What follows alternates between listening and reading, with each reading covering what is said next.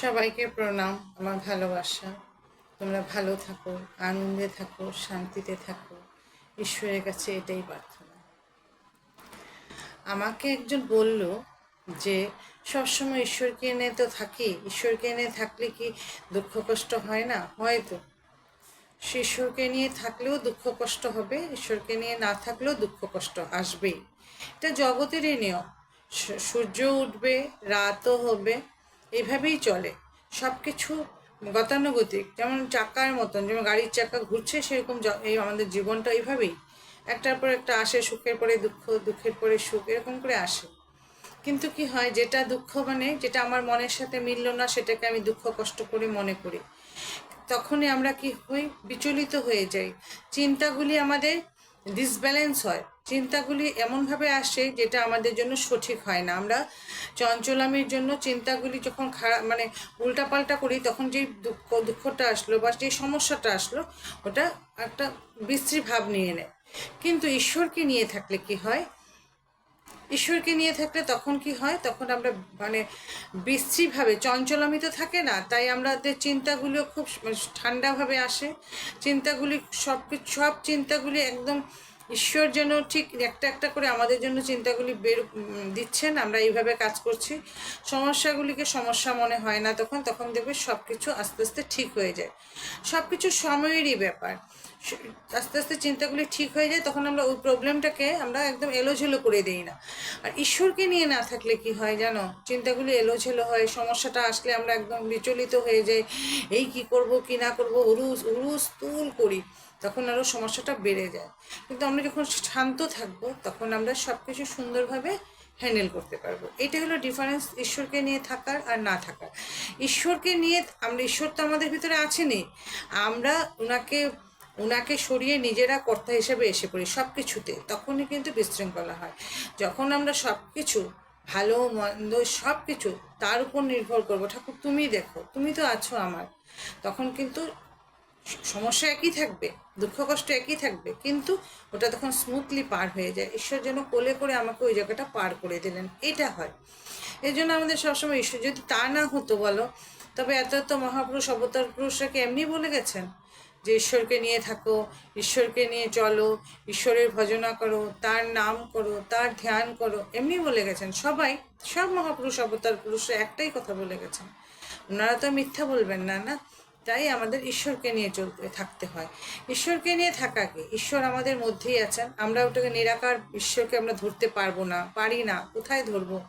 বলেই তো ঈশ্বর আমার মধ্যে আছে, আমার মধ্যে আছে, কোথায় ধরবো? তখন আমাদের একটা সাকার ধরে, সাকার হোক বা আকার হোক, সাকার মানে কোনো মূর্তি হোক, কোনো দেবদেবী হোক, গুরু হোক, যাকেই পারি, যাকেই আমার ভালো লাগে, তাকে ওনাকে ধরে ধরে যে তুমি আছো আমার একমাত্র। এই জগতে অ্যাকচুয়ালি জানো তো, কেউ কারো হয়ও না, কেউ কারো নাও। আমরা যে যার মতন সংস্কার নিয়ে জন্মগ্রহণ করি, তারপরে আমাদের সময় সমস্ত আমাদের যা যা পারদ্ধ আছে, যা যা কর্ম আছে, সব করে আমরা চলেও যাই। আমরা মায়ার জালে বদ্ধ হয়ে আমরা সব কিছুর মধ্যে নিজেকে জড়াই, কর্তাগিরি করি, সব কিছুর সমস্যাটাও আসে, দুঃখ কষ্টও আসে, তারপরে আমরা হায় হতাশ করি, ঠাকুর আমার জন্যই এই হলো, আমারই শুধু এরকম হলো, তখন আমরা এরকম হায় হতাশ করি।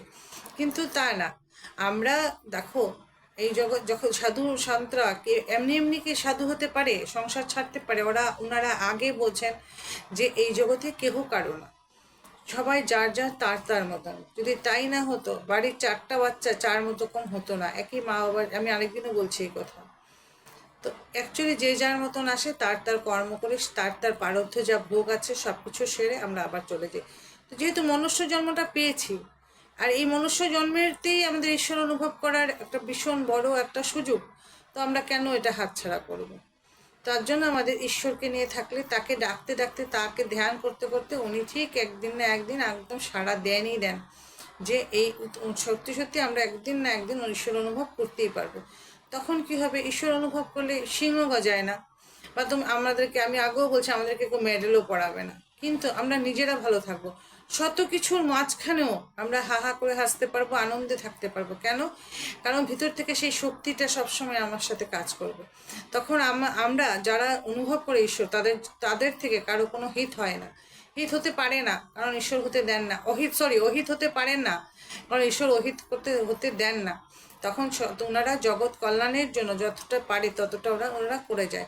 কিছু না পারুক, অ্যাটলিস্ট ভিতর থেকে একটা ভালো একটা চিন্তা একটা সবার জন্য রাখে, যে জগৎ কল্যাণ হোক, সবার ভালো থাকুক, সবাই আনন্দে থাকুক, এই একটা মনোভাব আসে। জগতের যারা ঈশ্বরকে নিয়ে থাকে না, জগতের কয়টা মানুষ অন্যের উপকার চাইতে পারে বলো? কে? সবাই ভাবে আমার ছেলেটা ভালো থাকুক, আমার ছেলেটা ভালো পার্সেন্টেজ পাক, আমি ভালো থাকি। ওর ছেলেকে একটা আশীর্বাদ করবে মন থেকে, ওইটাও তো আমরা পারি না। কারণ কি বলতো, মনটা আমাদের একদম সংকুচিত, ছোট্ট একটু আমিতেই বাস বদ্ধ। কিন্তু যখন কেউ ঈশ্বর অনুভব করে, যখন তার ঈশ্বর অনুভব হয়, তখন তার মনটা বিশাল হয়। তখন ওই মনে কারো অহিত আসে না। জগৎ কল্যাণের জন্য ওনারা যতটা পারে ততটা জগৎ কল্যাণের জন্যই চেষ্টা করে।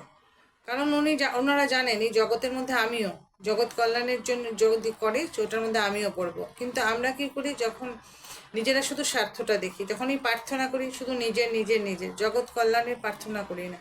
এই জন্য যখনই ঈশ্বরের কাছে প্রার্থনা করা হয়, সবার মঙ্গল কল্যাণের কথাও বলতে হয়। নিজেদের প্রার্থনা করতে লাগবে, সংসারে আছে করা হয়, কিন্তু তার সাথে জগতের কল্যাণটাও চিন্তা করতে লাগে। তবেই কিন্তু দেখবে আনন্দে থাকা যায়। কারণ আমরা যেটা দিব সেটাই আসবে। আমি একটা ওয়ালে যদি একটা কিছু একটা ঢিল মারি, ওটা তো রিটার্ন আমার দিকেই আসে না।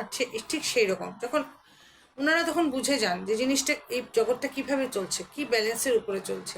তো যখন আমি অন্যের জন্য ভালো চিন্তা করব, অন্যের ভালো হোক বলবো, অন্যকে ভালো থাকার আশীর্বাদ করব, তখন অটোমেটিক ওটা আমার ভিতরেই আসবে, আমার দিকেই আসে।